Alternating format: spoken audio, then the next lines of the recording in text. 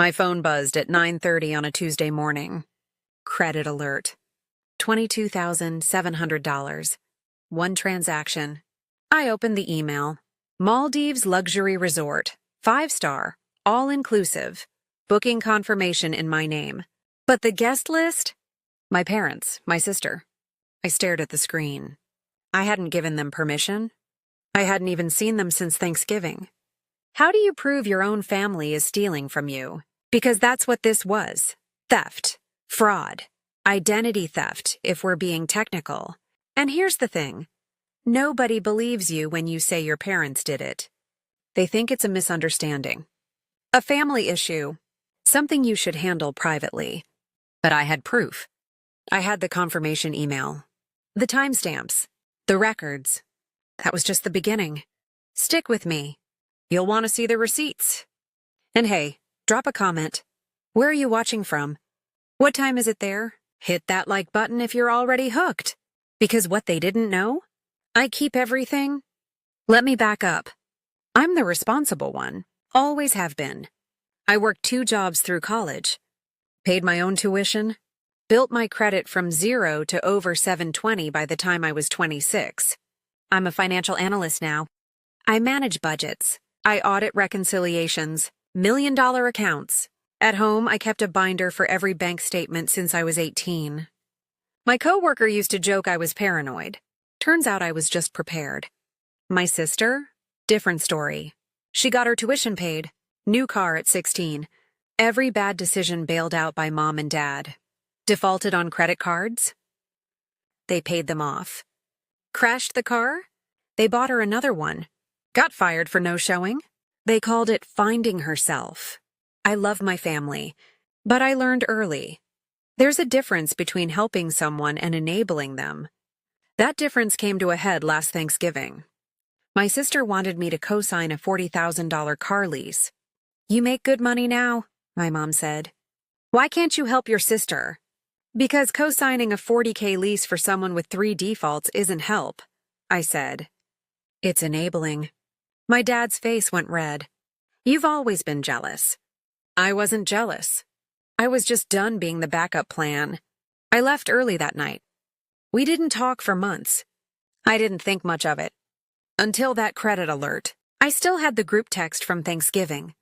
Mom had called me ungrateful. My sister said I was selfish. I'd archived it, saved it. Like I said, I save everything. That binder was about to become evidence. I called my mom the second I saw the charge. She picked up on the 3rd ring. Oh, honey. Her voice was light, cheerful. We were going to tell you. Your sister really needed this. My stomach dropped. You put $22,000 on my credit card without asking me. We knew you'd say no. There it was. And honestly, she continued, after how you acted at Thanksgiving, we thought you owed us. I couldn't breathe. Owed you? We raised you. We sacrificed. This is what family does. My dad's voice cut in. Speakerphone. Don't be dramatic. We'll pay you back. When? When we can. I need that in writing. A payment plan. A timeline. Silence. Then my dad's voice, ice cold. You don't trust your own parents? That's insulting. Dad, this is $22,000. If you make a scene, he interrupted, don't expect us at your wedding. Or Christmas. Or anything else. You'll be on your own. My hands were shaking. So pay it, my mom added. And move on. We're family. This is what you do. I opened my mouth. Closed it. I need to go. Don't do anything stupid, my dad warned. I hung up.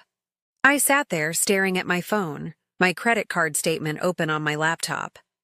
They hadn't asked. They'd taken. And now they were threatening me for questioning it. That's when I knew. This wasn't a misunderstanding. It was theft. I called the credit card company that afternoon. Fraud department. I explained everything. The charge. The lack of permission. My parents. The rep was polite but firm. We show an email authorization sent from your address. The billing address matches your account. Without proof someone else accessed your email, this looks legitimate. My credit score had already dropped. 38 points overnight. The charge pushed my utilization to 87%. I'd been pre-approved for a mortgage 2 weeks earlier. Now, that application was under review. I hung up, opened Instagram. My sister had posted, Maldives, sunset, infinity pool, champagne glass in hand. The caption, family is everything. So grateful for this gift. She tagged my parents, not me. The comments rolled in. So blessed. You deserve this. Beautiful family. I wasn't tagged, but everyone assumed I'd paid for it willingly. I felt sick. My coworker found me in the break room an hour later. You okay? I told her. She winced. If you accuse them and can't prove it, they'll say you're lying. That you're bitter. Be careful, I nodded. I thought I'd lost. I thought maybe I couldn't prove it. Maybe I'd just have to eat the cost and cut them off. Then I remembered. My email archive. I went home, opened my laptop, and I started digging. I found it in less than 10 minutes. The authorization email the credit card company mentioned. Sent from my address, 2:47 a.m. on a Wednesday 3 weeks ago. Subject line, approval for charge. Body, I authorized the charge for booking confirmation number. And then the resort details. It looked real. Except I didn't write it. I pulled up the email metadata. Every email has it. Hidden data that shows where it was sent from. IP address, 198.xxx, Pinewood, New Jersey. That's my parents' town. I live in Philadelphia, 90 miles away. I checked my work VPN logs. That night, I'd logged out at 11:32 p.m. I was in the office late, finishing a report. My phone's location history showed I was home by midnight. No way I sent an email from New Jersey at 2:47 a.m. I kept digging. Login history. My email account. Unauthorized access. Same IP address. Multiple dates over the past 2 months. They'd been in my email. They had my password. I took screenshots. Every single one. Then I emailed the fraud department. Subject. Fraudulent authorization. IP trace attached. I laid it out. The metadata, the VPN logs, the GPS timestamp, the unauthorized logins. 3 hours later, I got a reply. We've reopened your case. Thank you for the documentation. I exhaled. But I wasn't done digging. My mom called the next morning. She was furious. You're really doing this? You called the bank and told them we're criminals? You committed fraud, Mom. We're your parents. That doesn't make it legal. She was yelling now. We raised you. We sacrificed everything. And this is how you repay us? By not letting you steal from me? Yes. You're going to regret this. She hung up. 10 minutes later, the family group chat exploded. My phone buzzed nonstop. My aunt. Family doesn't turn on family. My cousin. This is so sad. My uncle sent a paragraph about loyalty and forgiveness. My sister. I always knew you were jealous. 98 messages in 2 hours. I muted it. Then the letter came. Certified mail. From a law office. Cease and desist. False accusations of criminal conduct constitute defamation. Retract your statements immediately or face legal action. They were threatening to sue me for reporting fraud. My mortgage broker emailed the same day. We need to pause your application until this fraud investigation closes. The townhouse I'd been pre-approved for? My offer might fall through. My dream home. Gone. Because I told the truth. The credit card company gave me a deadline. 10 days to submit full evidence. If I couldn't prove it, the charge would become my responsibility. $22,700. Plus interest. I had 10 days. But I had one more receipt they didn't know about. I contacted the resort directly. I explained I was investigating fraudulent charges.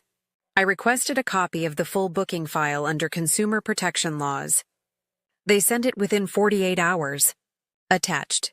The third-party authorization form. Resorts require them when someone books with another person's card. There it was. A scanned signature. My name printed underneath.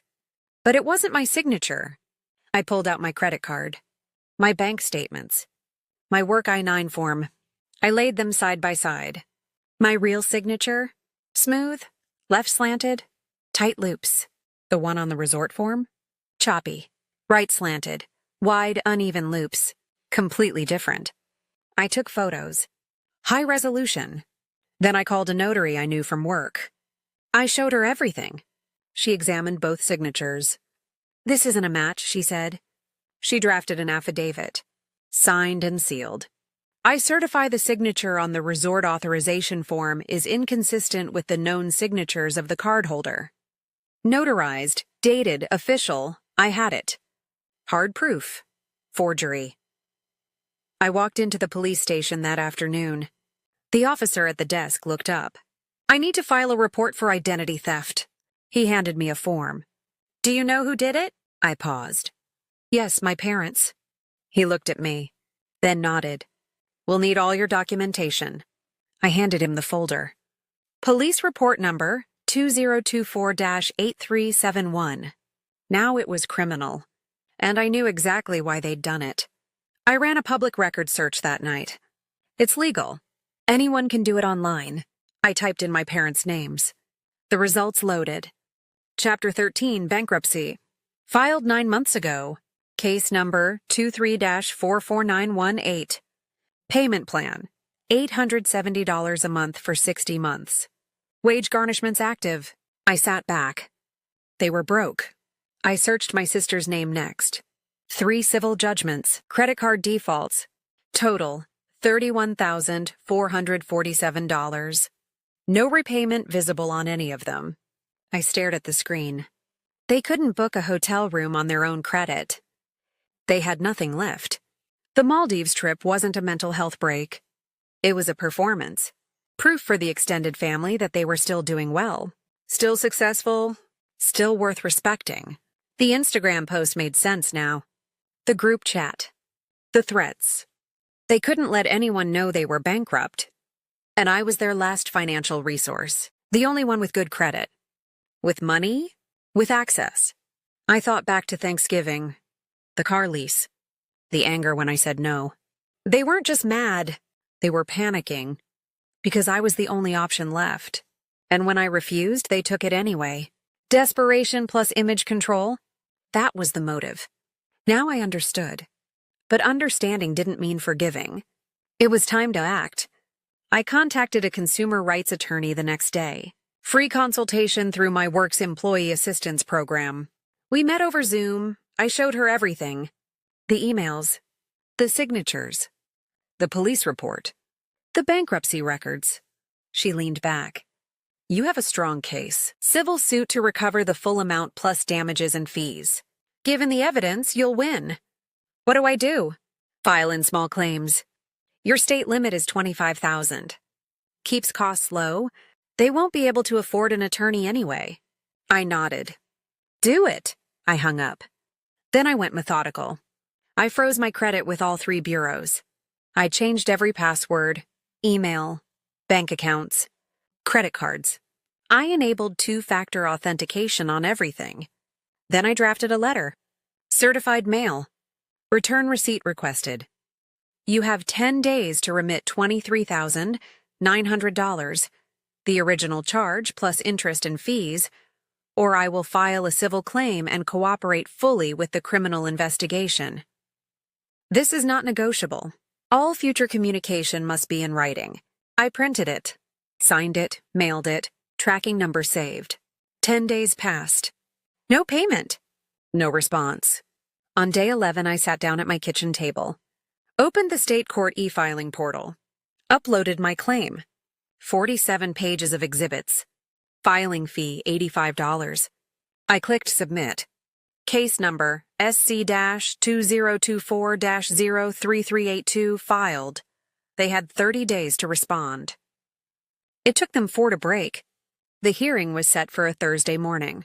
Small claims courtroom, fluorescent lights, 20 plastic chairs. I got there early. I wore a blazer. Brought my binder. My attorney was on standby by phone, prearranged with the court. My parents walked in 10 minutes late. My mom wore her church clothes. My dad a wrinkled polo, no lawyer. They sat across the aisle. Didn't look at me. The bailiff called the case. SC202403382. Plaintiff claims $23,900 in fraudulent charges. The judge looked up. Defendant, how do you plead? My dad stood. Your Honor, this is a family disagreement. Our daughter is... The judge raised a hand. Is this a disputed debt or not? My dad hesitated. It's complicated. Yes or no? We can explain. I'll take that as disputed. Plaintiff, present your evidence. I stood. My attorney joined by speakerphone. Your Honor, we have documented evidence of identity theft. I opened my tablet. Screen shared to the courtroom monitor. Exhibit A. Email metadata, IP logs, map showing the 90-mile distance. The authorization email was sent from the defendant's location while the plaintiff was 90 miles away. Exhibit B. Side-by-side signature comparison. The resort authorization form contains a forged signature, inconsistent with the plaintiff's known hand. Verified by a notarized affidavit. Exhibit C. Police Report number 2024-8371. The plaintiff filed a criminal complaint for identity theft. Exhibit D. The booking file from the resort. Third-party booking requiring cardholder authorization. The defendants provided a falsified document. The judge turned to my parents. Did you have written permission to use this credit card? My mom opened her mouth. She's our daughter. We didn't think, yes or no, ma'am. Silence. My dad finally spoke. No, Your Honor. The judge made a note. Judgment for the plaintiff. $23,900 plus court costs. Defendants will pay $1,000 per month starting the 1st of next month, or wage garnishment will begin within 30 days. He looked up. I'm also forwarding this case record to the county prosecutor. This is identity theft, regardless of your relationship. He banged the gavel. Court adjourned. My parents stood. Didn't look at me. They walked out in silence. I exhaled for the first time in weeks. I walked out of that courthouse with a court order in hand. And zero regrets. The first payment hit my account 30 days later. $1,000, auto pay, on time. The second month, same thing. No calls, no apologies, just payments. Silent compliance. My sister sent one text a week after the hearing. I hope you're happy. I read it. Didn't reply. Archived the thread. Not out of anger. Out of closure. The credit card company reversed the original charge 2 weeks after the judgment. Email subject. Dispute resolved in your favor. Account balance, $0. 90 days later, I checked my credit score. 736. Higher than it had been before. My mortgage application was reapproved. I closed on the townhouse in November. 2 bedrooms. Hardwood floors. A kitchen with actual counter space. My first night there, I sat in the empty living room. No family photos on the walls yet. Just space. And quiet. The county prosecutor sent a letter a month later. After review, we are declining to pursue criminal charges given the defendant's compliance with restitution and their bankruptcy status. I filed the letter in my binder. I didn't need them in jail. I needed my money, my credit, my peace, and I got all 3. The family group chat kept going for a while. I scrolled through it one last time. 1,200 messages over 3 years. Guilt, obligation, demands. I clicked Exit Group. No goodbye message. Just left. People ask if I regret it. I don't. I didn't send them to jail. I didn't ruin them. I just refused to be their backup plan. That's not cruelty. That's self-respect. You can love your family from a distance. You can wish them well and still block their number. Boundaries aren't mean. They're necessary. And enforcing them isn't revenge. It's survival. I'm sitting in my kitchen now. Coffee mug on the table. Laptop open. My budget spreadsheet is balanced. My credit is locked down. My door has a new lock. And I'm free. So here's my question for you. Have you ever had to choose between family loyalty and protecting yourself? What happened? Drop your story in the comments. I read every single one, and if this resonated with you, hit that subscribe button. New story every week. You're not alone in this. And remember, this is a fictionalized dramatization for educational and entertainment purposes. Not legal or financial advice. If you're dealing with fraud or family financial abuse, consult a licensed attorney or financial advisor in your area. You've got this.